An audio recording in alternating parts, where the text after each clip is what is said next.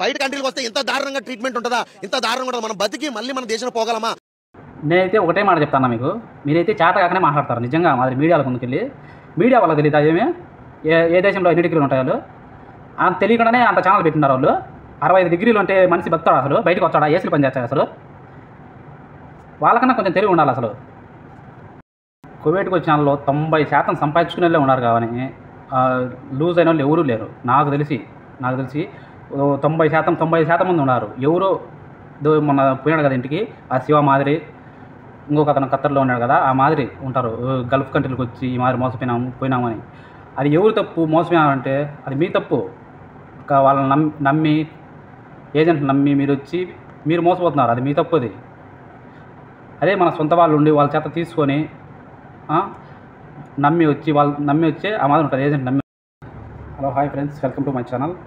ఈరోజు వచ్చేసి ఏంటంటే కువైట్ వచ్చి కూడా వాళ్ళు సంపాదించుకొని కూడా ఇక్కడ కువైట్లో ఇండియాకు వెళ్ళి అదే పనిగా మీడియాల ముందు కూర్చొని కువైట్ గల్ఫ్ గురించి అయితే ఈ మాట చెప్తాను.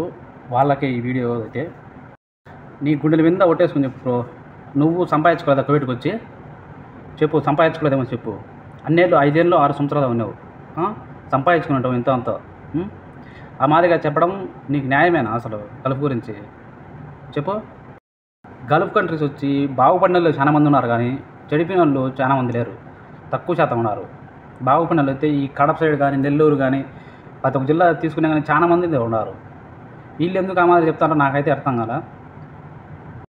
నువ్వు కువైట్లోనే కదా యూట్యూబ్ ఛానల్ పెట్టింది, కువైట్లోనే నువ్వు సంపాదించుకున్నావు కదా. అదే ఇండియాకి వెళ్ళి నువ్వు ఈ మాదిరి మీడియా ముందు కూర్చొని కెమెరా ముందు కూర్చొని ఈ మాదిరి గల్ఫ్ గురించి మాదిరి మాట్లాడుతున్నావు. కువైట్లో ఉన్నప్పుడు నువ్వు కువైట్ కంటెంట్ చేస్తానేవా లేదా? చేస్తానేవు కదా. మరి ఎందుకు ఇండియా పోతానే నువ్వు కువైట్ గురించి మాది తప్పుగా చెప్తున్నావు మీడియాల ముందు? నేనైతే ఒకరినే టార్గెట్ చేసి చెప్పడం లేదు. ఎవరైతే కెమెరా ముందు వచ్చి చెప్తారో ఈ మాదిరి గల్ఫ్ గురించి తప్పుగా వాళ్ళందరికీ కూడా చెప్తాను ఈ మాట విషయం. ఫస్ట్ ఆఫ్ ఆల్ నేను వచ్చేసి అయితే కువైట్కి 7 సంవత్సరాలు అవుతుంది. 7 సంవత్సరాలు 8వ సంవత్సరం దగ్గరలో ఉన్నాయి ఇప్పటికైతే కన్నా. నేను 2 సంవత్సరాలు ఎడారిలో ఉన్నాను. నేను కూడా మీరు చేయలేదేమో అని అడుగుతారేమో, ఎడారిలో పని నేను కూడా చేశాను. నేను వచ్చింది మాత్రం డ్రైవర్ పనికే అని పిలిపించాను ఫస్ట్లో. జాకుల్లో పెట్టినాను నన్ను. అయినా కానీ నేను చేసుకున్నాను 2 సంవత్సరాలు చేసుకొని ఒక 2 సంవత్సరాలు ఛాయ్గా పని కూడా చేశాను నేను. ఈ ఎడారిలో అయిపోతానే మళ్ళీ ఛాయ్గా పని కూడా అక్కడే చేశాను 2 సంవత్సరాలు. నేననే కాదు, నాలా చాలా మంది అయితే ఉన్నారు. ఒక పనికి చెప్పి ఇంకో పనికి కూడా వచ్చారు చాలా మంది, వచ్చారు కూడా చాలా మంది కువైట్కి. ఒక పని అని చెప్పి ఇప్పుడు డ్రైవర్ పని అని చెప్పి ఛాయ్గా పని చేపిస్తారు. అలా ఉంటారు. ఇంకా ఫ్యామిలీ కోసం ఖచ్చితంగా ఏ పని అయినా చేసుకోవాల్సిందే. మొన్న ఇంటికి విన్నాడు కదా శివ అయితే ఒక మాట అన్నాడు, వాటర్ కూడా ఇవ్వలేదని. వాటర్ ఇవ్వకుండా ఎవడు ఉన్నాడు కువైట్ ఇక్కడ. నీళ్ళు అంటే వాళ్ళు లారీలో నీళ్లు తోలేవారు సార్. లారీ వచ్చేది 10 వీలర్ లారీ వచ్చేది. ఒక పెద్ద ట్యూబులు ఉండేవి సార్. పెద్ద ట్యూబులో 10 వీలర్ లారీ నీళ్లు పడుతుంది ఒక ట్యూబు. ఆ ట్యూబ్ లో వాళ్ళు తోలేసి వెళ్ళేవారు సార్ నీళ్లు. ఆ నీళ్లు నేను అందులోంచి చిన్న పైప్ ఉంటుంది సార్, ఆ పైప్ తోటి నీళ్లు పట్టుకునేవాడిని. అవి చెట్లకి నేను ఒకసారి వాటర్ క్యాన్లు ఉంటాయి సార్, వాళ్ళు తాగడానికి మినరల్ వాటర్ తెచ్చుకుంటారు. అవి బాక్స్ వచ్చి 12 బాటిల్ వస్తాయి సార్, చిన్నవి. ఒక 200 గ్రాముల నీళ్లు ఉంటాయి అందులో. ఆ నీళ్లు నేను ఒకసారి తాగానని నా మీద అరిశాడు సార్ అతను. ఆ నీళ్లు నీ కోసం కాదు మా కోసం తెచ్చుకున్నాము, నువ్వు ఎందుకు వాడుతున్నావు అది. ఆ ట్యాంకీలు నేను ఆగుకొని ఎవడు చెప్పని కూడా చెప్పడు. ఎంత నీ చెప్పిన ఆగుడుకైనా కానీ ఆ వాటర్ తాగమని చెప్పడు అసలు. బాటిల్ నీళ్ళన్నా తాగమంటారు, లేదా ఫిల్టర్ నీళ్ళన్నా తాగమంటారు.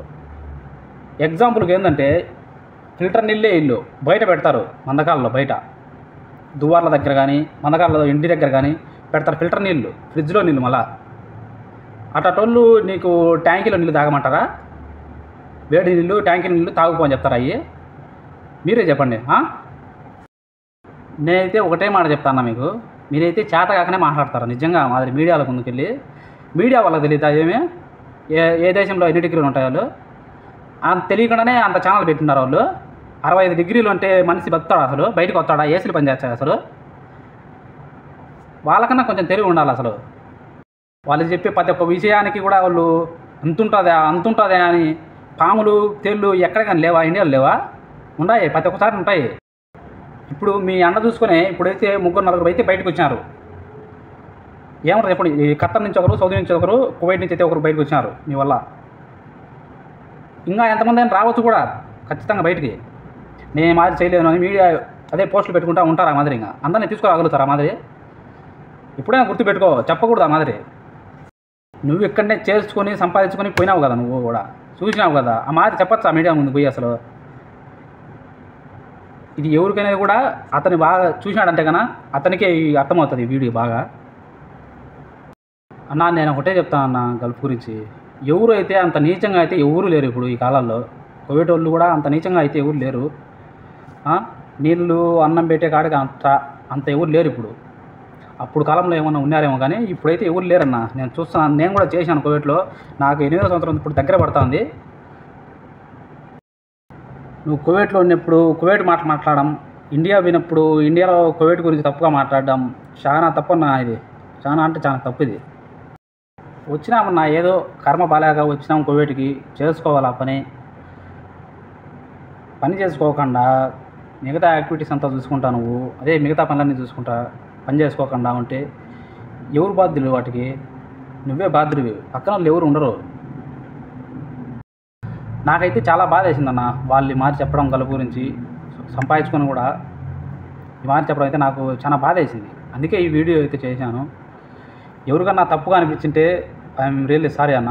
తప్పుగా అనిపించింటే ప్రతి ఒక్కరికి గల్ఫ్ గురించి మాట్లాడిన దానివల్ల అందుకు మాట్లాడుతున్నాను.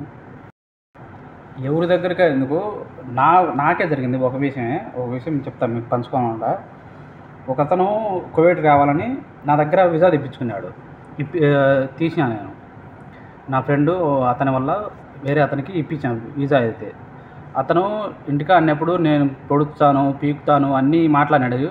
ఇంటికి అన్నప్పుడు బాగా ఫోన్ చేసి మాట్లాడినప్పుడు ఈ మాదిరి కష్టం ఉంటుంది, ఈ మాదిరి పని అని నేను చెప్పి పిలిపించాను ఇక్కడికి. పిలిపించినా కానీ అతను ఏం చేసినాడు, వచ్చినాక 5 నెలలకు 6 నెలలకు ఈ మాదిరి బాగాలేదని చెప్పి మా వాళ్ళకు బాగాలేదని చెప్పేసి ఇంటికైతే వెళ్ళిపోయినాడు. అదే ముందుగా నేను చెప్పిన, ఇంటికి దగ్గర ఉన్నప్పుడే చెప్పిన ఈ మాదిరి కానీ చెప్పిన పని ఉంటుంది నీకని చెప్పినా కానీ అతను చేసుకుంటాలే పీకుతలే ఎక్కుతలే వచ్చినా కూడా చేసుకో. అదే అతను ఏజెంట్ ద్వారా వచ్చింటే పోగలుగుతాడు ఇంటికి. నేను తీసినా కాబట్టి నేను కోవిడ్ను చెప్పుకొని నేను మాట్లాడేసి పంపించేసిన ఇంటికి. 5 నెలలకు 6 నెలలకు ఎవరు పంపారు కోవిడ్ వాళ్ళు. ఇంటికానే ఉన్నప్పుడే చెప్పకూడదా నువ్వు, నేను చేయలేను నేను పెట్టలేను అన్నప్పుడే అప్పుడే మానేసుకోకూడదా? ఇక్కడ కోవిడ్కి వచ్చినాక ఎందుకు ఆ మాట చెప్తారు చెప్పండి? ఓరే స్వామి నీకు దండంరా నాయన, గల్ఫ్ గురించి నీ మాట చెప్తే నీకేమవుతుందిరా స్వామి?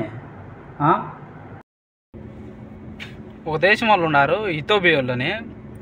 ఇథియోపియా వాళ్ళు అంత కష్టపడినంత మన వాళ్ళు అయితే ఒక సగం కష్టపడతా ఉంటారు ఖచ్చితంగా నాకు తెలిసి. వాళ్ళైతే ఎంత కష్టం అనుకునే వాళ్ళు, ఇంకా ఎండకు వానకు బోగు తట్టుకుంటారు వాళ్ళు. ఈ వీడియో గురించి మీ కామెంట్ రూపంలో అయితే కామెంట్ చేయండి అన్న ప్రతి ఒక్కరు గల్ఫ్ గురించి. నమస్తే అన్న ప్రతి ఒక్కరికి.